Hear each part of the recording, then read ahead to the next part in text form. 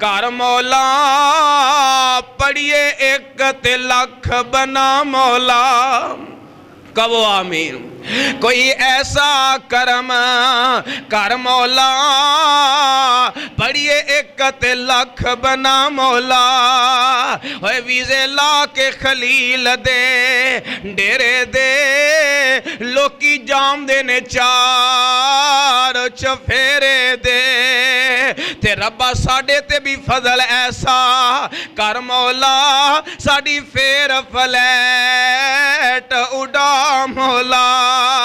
ते मेरे वग दे हंजू तां थम दे ओ मेरे कलमा पढ़न वाले मुसलमान वीर ऐसियां बहारां ने ऐसा अल्लाह पाक दा फजल है ऐसियां अल्लाह पाक दियां रहमतां ने। अल्लाह जानदा पुछो ना लोकां दे कोलों जिन्हां ने अखां नाल मंजर तके ने। अल्लाह अकबर। अल्लाह दी तरफों कुदरती मैं ते कहना ओ मेरे वीर जिवें किसे नेक बंदे नूं बंदा वेख के आंदा यार रब याद आंदा अल्लाह दी कसम है हरम अंदर बंदा दाखिल होवे जदों काले गुलाब ते बैतुल्ला ते नजर पैंदी है कुदरती तौर ते अखां च आंसू आ जाया करदे ने। कुदरती अखां च आंसू पुछो ना लोकां कोलों की मंजर ते की हालात ने जिन्हां ने अल्लाह दे घर दियां ज़ियारतां फरमाइयां ने।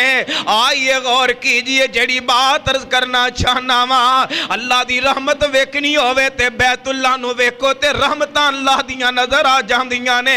अल्लाह अकबर। फिर तां ही कह रहे हां ओ मेरे वग दे हंजू तां थम दे ओ मेरे वग दे हंजू थम दे हरम पौड़ियां फेर चढ़ा मौला ते एडियो पेप्सी कोले किस कम दे एडियो पेप्सी कोले किस कम दे मंगा टूटियां कूलर जम दे। आइए गौर कीजिए जेड़ी बात अर्ज करना चाहना मेरे कलमा पढ़न वाले मुसलमान वीरो शक कोई नहीं बैतुल्ला दे खिलाफ अंदर भी बरकत शक कोई नहीं आबे ज़मज़म अंदर भी बरकतां ने। मिसाल एक देवां ते गल अगे चलावां।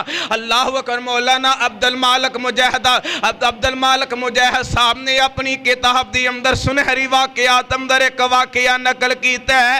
आप फरमांदे ने एक अम्मा जेड़ी है पाकिस्तान अंदर जिंदगी गुजारन वाली और ओदियां अखां दा नूर चला जांदा अखां दा नूर टुर गया है। अल्लाह अकबर। हॉस्पिटल अंदर गई है अपना इलाज करांदी फिरदी अखां दा नूर जेड़ा बहाल हो जाए अखां दी रोशनाई अल्लाह अता कर दवे। हजारां रुपये लखां रुपये लगान वास्ते तैयार है। अचानक किसी ने आखिया नी अम्मा इन्ना सवतालां विचों किथों अखां दा नूर पई लभनी है। अगर अखां दा नूर चाहनी है ते रब दे घर बैतुल्ला दी अंदर चली जाना। अल्लाह अकबर। गौर करे जे तवज्जो करे जे बरकतां किवें रब ने रखियां ने। अल्लाह अकबर। अपने पुत्रां नूं आख लगी बेटा जितनी जल्दी हुंदा मेरा वीज़ा लगवाओ मैं उमरे ते जाना चाहनी हां रब दे घर अंदर।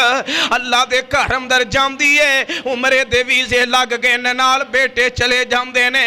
इंज बैतुल्ला दा तवाफ जेड़ा शुरू कीता है ते तवाफ कर दिए पई ते जांदे ही उन्हें ज़मज़म दा पानी ले आए। ज़मज़म दा पानी पींदी है अपनी अखां दे अंदर पानी पांदी है छट्टे मारे ने आखदी है सोनिया मालिका पाकिस्तान दा एक ने कई अस्पतालां दा मैं रुख कीता है लेकिन तेरे बंदे ने मैनू तेरे घर वाल भेजे आए इहदे तू अगे होर दर कोई नहीं तेरे तो अलावा अखां दा नूर अता करने वाला कोई नहीं। अल्लाह अकबर। इंज चक्कर लगाना शुरू कर देंदी है तवाफ भी कर दिए गालबन तीसरा जो चक्कर लगाया है बेहोश होके जमीन ते गिर जाती है ओदे बच्चियां ने उठाया इंज ज़मज़म दे पानी दे छट्टे चेहरे ते मार देने ते होश आया अल्लाह ने ज़मज़म दियां बरकतां दे नाल अखां दा नूर अम्मा नू अता फरमा छड़िया है।